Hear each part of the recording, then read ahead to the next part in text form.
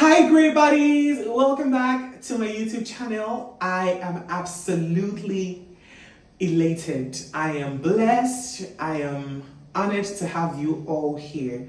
Last week we had like 73 subscribers. Today in fact this week we have 78 subscribers, hoping to grow as and when you chance on my video and you love it and then you subscribe to it. But I would like to use this opportunity to say a very big thank you to each and every one of you that took time out of a busy schedule to watch my video, to like it, to leave a constructive review, and the people that also shared to their friends. Thank you so much. They haven't viewed it yet, but I'm hoping that they will view it. And if you haven't watched my previous YouTube video, please do well to watch after this video ends. So I'm just appreciating you all. And today is actually the 3rd of October. The 3rd of October 2025, and it is 2:38 p.m. and I would love to have a conversation with you. On the 1st of October 2025, we attended a funeral, and I was very, very, very, very fulfilled attending that funeral. You'll get to understand this by the end of the video. And so whatever that was preached during the burial service, I'd love to share it with you. And I know it's going to go a long way for you and I. So if you're ready like I am, let's go!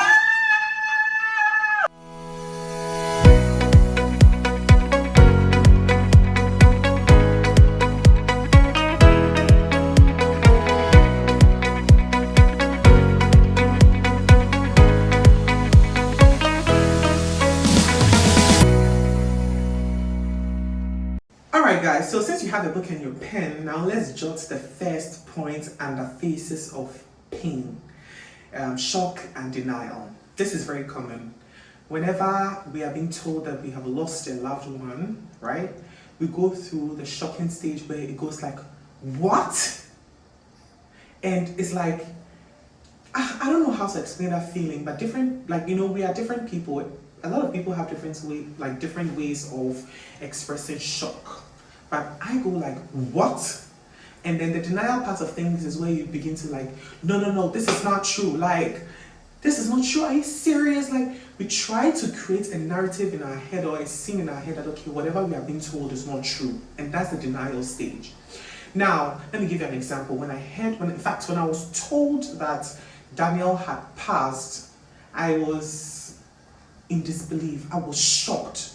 My heart sank. I was sad, I couldn't believe it. So, where you will pick up the phone and you begin to call the person's number? Exactly. I didn't know whether to call the number to verify that, is it true? So I quickly texted our celebrity mutual friend, pardon me, and then she confirmed that he had passed. Go to the shock stage and then the denial stage where you begin to create scenarios in your head that this person cannot die. How? We keep asking questions whatsoever. We begin to call, text the numbers. What I did was I called the number, no one picked, and I went through our old messages, and then I was just trying to, go through the memories we created together. Now, the second point is pain and guilt. As I told you earlier, when I was told that my friend had died, my heart sank. I was pained that I couldn't utter a word. I cried. I cried like a baby.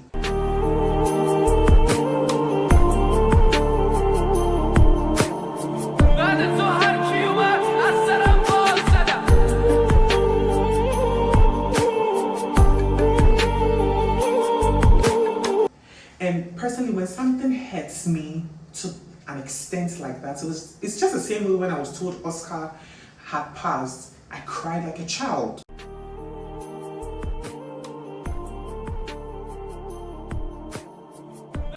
Because I know the kind of relationship I have with the person, and I was genuinely pained by their demise. I'm saying there because it's now Daniel and Oscar, and they both had sickle cell.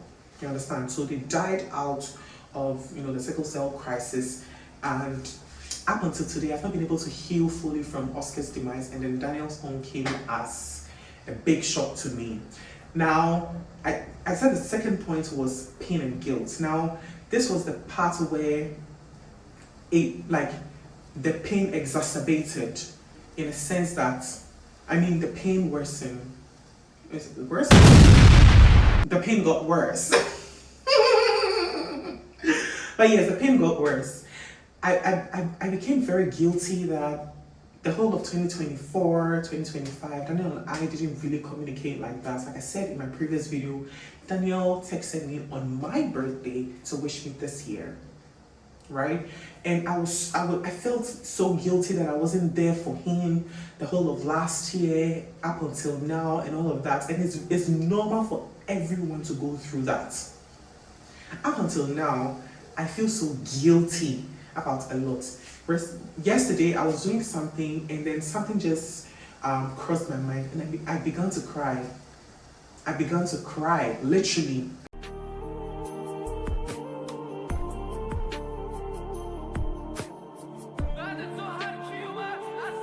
I was so guilty for whatever that I did because I wasn't there for him. We were not really calling each other like we used to. We're so fond of each other that we were talking literally all the time. Like, he was in my face, I was in his face. Like, we hadn't met yet. And do you know one thing that actually broke me or tore me apart? The fact that I had knowing Daniel for 5 years, right? I have never seen him in person before. And the first time I'm going to meet Daniel is going to be in his casket, lifeless, numb. He won't smile back at me. He won't look into my eyes and tell me how much he appreciates me as a friend and loves me as a friend. Like, I can't get any of that.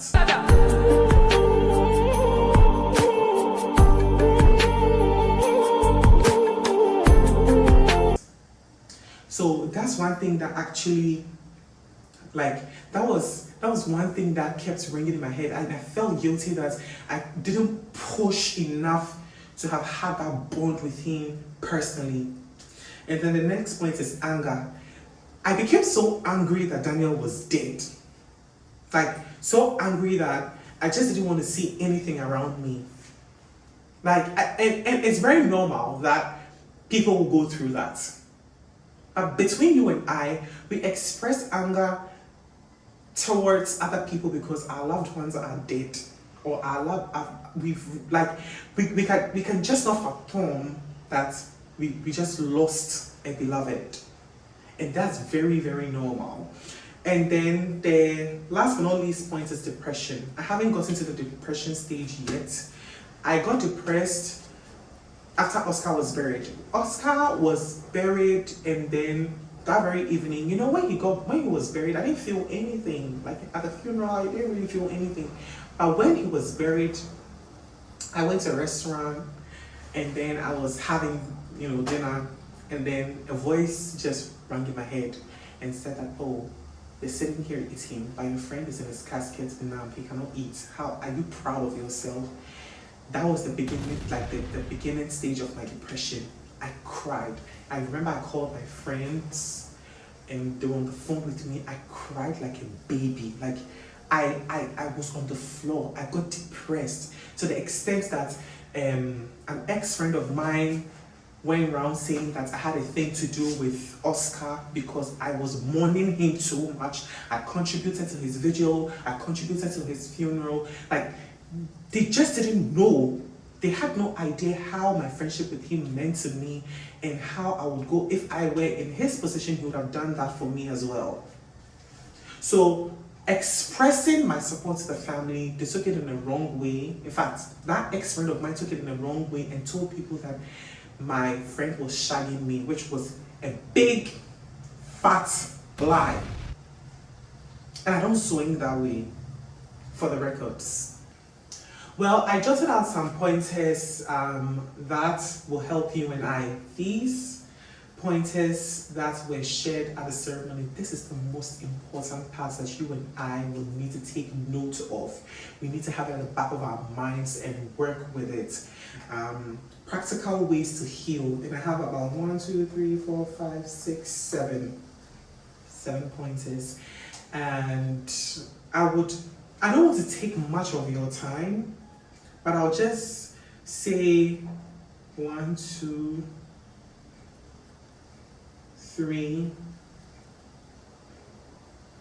4. I'll just talk about 4 things. The first one will be cry freely. When the news breaks and you get to know that this person is dead, it is very much okay to cry anyhow, anywhere, any day,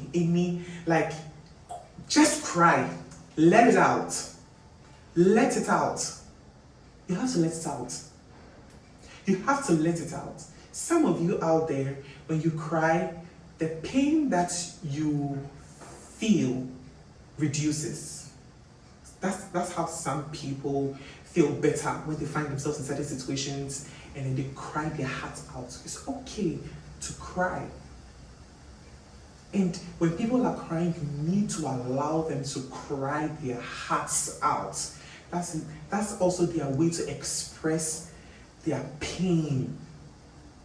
The second point is connect free. Now, this is a point where you need to have people around you. You need to, in order to get your mind away off of the things that you are, the whole guilt and then the scenarios you're printing in your head and all of that, you need to connect with your people. You need to make sure you're around people to at least get your mind off whatever that you are thinking of. And then the third point is confront false guilt. So I confronted false guilt this way when I started, gaslighting myself and saying that, it's my fault that I didn't push so much to be able to have had like a physical bond with Daniel, blah, blah, blah.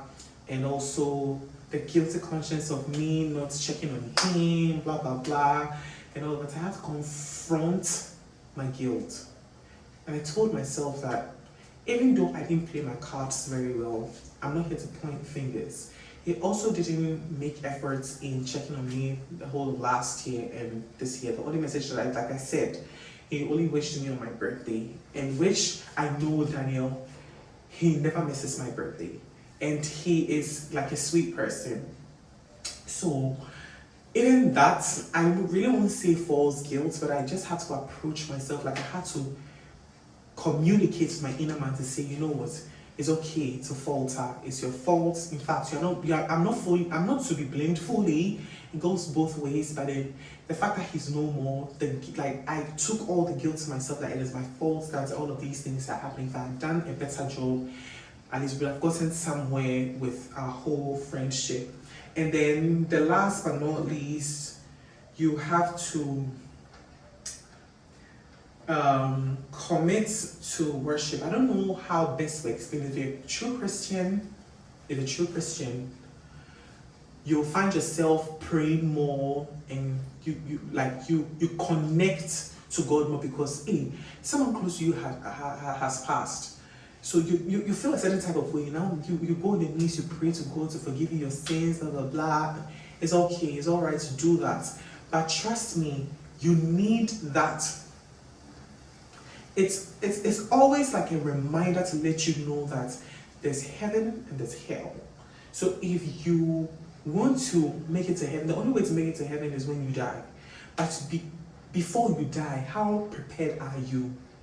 So you have to, once you're a Christian, you need to make sure that you are always active in church, in prayers, in your relationship with God and all of that. You have to put everything together to help you. You have to also work on your salvation and all of that. And then the last point is take it a day at a time. Self-explanatory. Everything that I have listed out here, you have to take it a day at a time. You don't have to pressurize yourself. You don't have to force yourself to move on quickly when someone has passed, someone very close to you. All you have to do is to make sure that you're taking it a day at a time. You don't pressure yourself.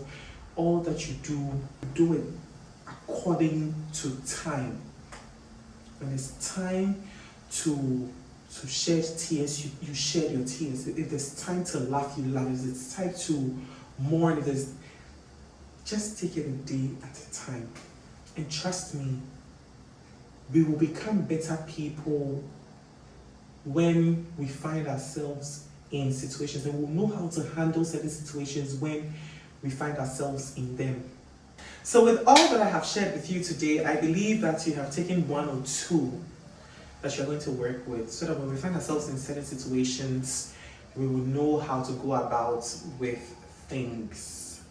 But if you also have other opinions as to how to handle situations like this, you can leave it in the comment section. But please don't forget to like, subscribe, share, and comment on this video. You can also go to my previous videos to also watch and let me know if you are admiring the growth or not. But please, I beg you, share it to your friends. Let's hit like 100 subscribers or more by the end of October, please. Please. Huh? Please, great buddies, don't do that. Don't do that to me. I'm introducing something called Video of the Week. I don't know, but it's so crazy how I come across funny videos on TikTok. So let's take this as our video of the week.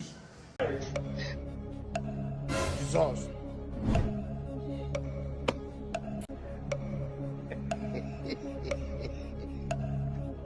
Shay. What? Okay. Help us, oh. Help us. There is God, oh. Then Tiagasa. Shay. There is God, oh, God. You don't have future here. You don't have future. You can never make. 5 years of madness.